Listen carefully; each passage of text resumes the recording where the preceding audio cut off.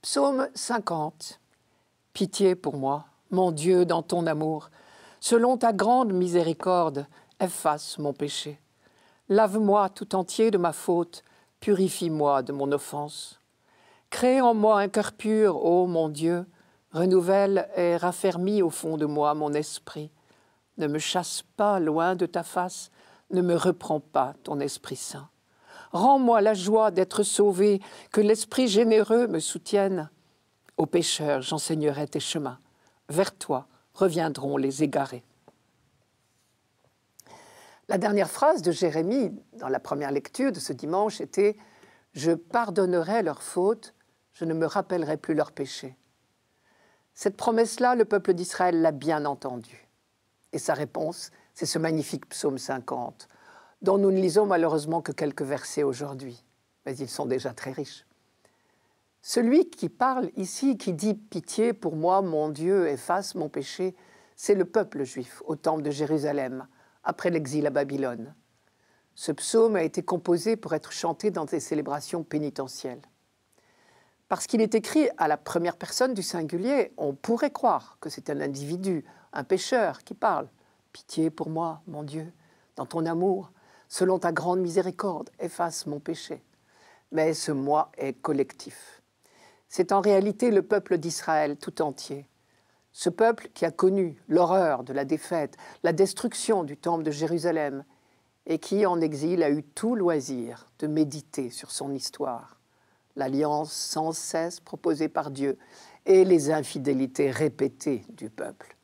Il peut dire d'expérience la grande miséricorde de Dieu. Ton amour, ta miséricorde, mon Dieu. On a un écho ici de toutes les formules habituelles de l'alliance qui avait été conclue au Sinaï.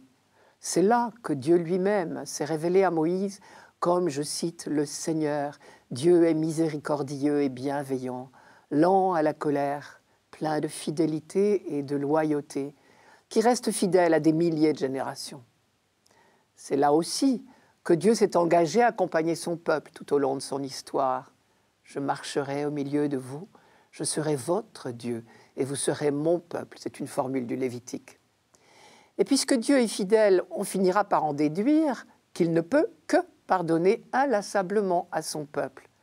La majorité des paroles des prophètes redit cette certitude.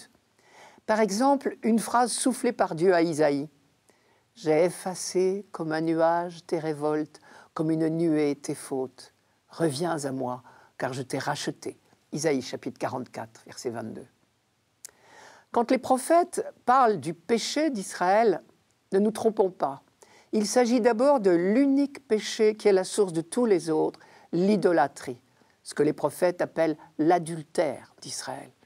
C'est-à-dire, chaque fois que l'on cherche ailleurs qu'auprès de Dieu et de sa parole, la source de notre bonheur ou de notre réconfort. Nous évoquions dimanche dernier cette parole de Jérémie. « Il m'abandonne, moi, la source d'eau vive, dit Dieu, pour se creuser des citernes fissurées qui ne retiennent pas l'eau. » On voit alors ce que veut dire le mot « purifier » dans ce psaume. « Lave-moi tout entier de ma faute, purifie-moi de mon offense. » Spontanément, nous imaginons la pureté comme une sorte de blancheur. Mais toute la pédagogie biblique va nous faire découvrir qu'il s'agit de quelque chose de beaucoup plus profond. Il s'agit de retourner à la source d'eau vive, de s'y plonger pour être renouvelé de fond en comble. Je cite Ézéchiel par exemple. « Je ferai sur vous une aspersion d'eau pure, et vous serez purs. Je vous purifierai de toutes vos impuretés et de toutes vos idoles. » Ézéchiel chapitre 36. Ici, on voit bien que le mot « impureté » signifie « idole ». C'est-à-dire tout ce qui nous occupe trop l'esprit ou le cœur, au point de nous détourner de l'unique source du bonheur, qui est la vie dans l'alliance avec Dieu et les autres.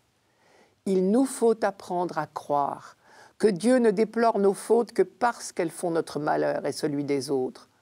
Comme dit Jérémie, « Est-ce bien moi qu'ils offensent, dit Dieu ?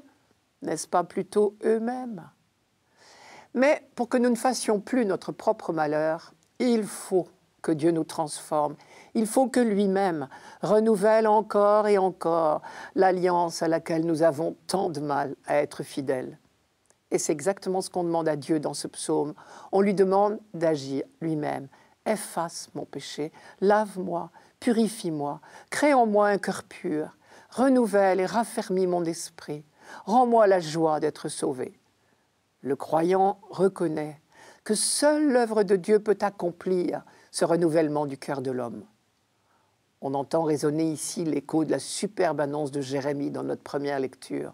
« Voici venir des jours où je conclurai avec la maison d'Israël et avec la maison de Juda une alliance nouvelle. Je mettrai ma loi au plus profond d'eux-mêmes, je l'inscrirai dans leur cœur. Je serai leur Dieu et ils seront mon peuple. Et en écho Ézéchiel, je vous donnerai un cœur neuf, je mettrai en vous un esprit neuf. J'enlèverai de votre corps le cœur de pierre et je vous donnerai un cœur de chair.